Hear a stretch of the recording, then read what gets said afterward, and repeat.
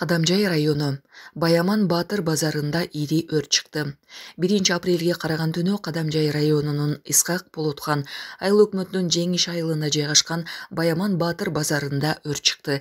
Тагырагы 5 ашкана, 19 контейнер, 3 дүкөн күйгөн. Өрттүн келип чыгуу себеби жана материалдык чыгымдар такталууда.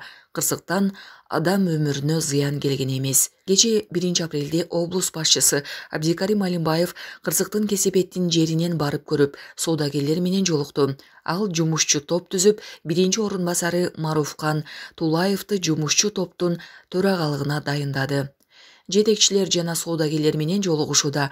Мындан ары Баяман Батыр базары мыйзамдуу иштеген, коопсуздук эрежелери сакталган базар болууга тийиштигин белгилеген.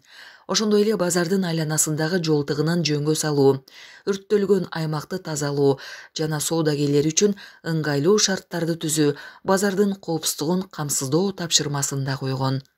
Булак Марал ФМ.